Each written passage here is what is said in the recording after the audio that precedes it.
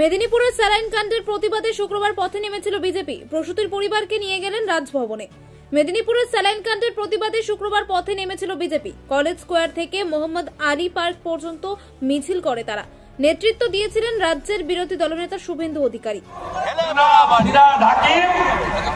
যিনি 50% মুসলিম করবেন পশ্চিমবঙ্গকে, তিনি বলছেন নতুন সংযোজন হেলে পড়া কর্পোরেশনের সামনে দেখা হবে। যারা তাহাকেই আপনার সঙ্গে কর্পোরেশনের সামনে বিজেপি ঝান্ডা নিয়ে দেখা। এই মিছিলের পরই এক প্রসূতির পরিবারকে নিয়ে রাজভবনে যান তিনি। সেখানে ডেপুটেশন জমা দিয়েছেন। স্যালাইন কাণ্ডে রাজ্যের স্বাস্থ্যমন্ত্রী এবং স্বাস্থ্য সচিবের গ্রেপ্তারির দাবি তোলা হয়েছে বিজেপির ডাকে। একই সঙ্গে যে সকল ডাক্তারদের সাসপেন্ড করা হয়েছে এবং মামলা দায়ের করা হয়েছে তা প্রত্যাহার করার দাবি জানানো হয়। শুভেন্দুর বক্তব্য, মিথ্যে মামলায় ফাঁসানোর চেষ্টা হচ্ছে চিকিৎসকদের। রাজ্য নিজেদের গাফিলতি ঢাকার চেষ্টা করছে। এদিনের মিছিল থেকে শুভেন্দু স্পষ্ট মন্তব্য করেন, মানুষের শরীরে বিষ ঢেলেছে এই সরকার, তাই জবাব দিতেই হবে মুখ্যমন্ত্রীকে।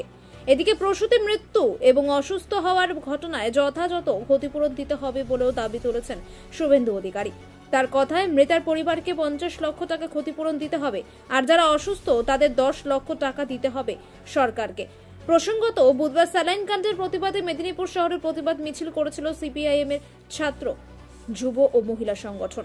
সেই মিছিলে ধস্তাধস্তির ঘটনায় ডিওয়াইএফআই নেত্রী মীনাক্ষী মুখোপাধ্যায় সহ 16 জনের বিরুদ্ধে একাধিক জামিন অযোগ্য ধারায় মামলা রুজু করেছে পশ্চিম মেদিনীপুর কোতোয়ালি থানার পুলিশ।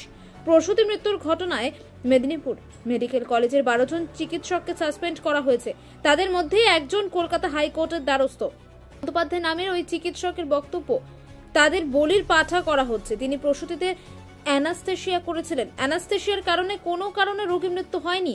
কোনো কারণ ছাড়াই তাদের সাসপেন্ড করা হয়েছে। আগামী সোমবার এই মামলার শুনানি হওয়ার কথা।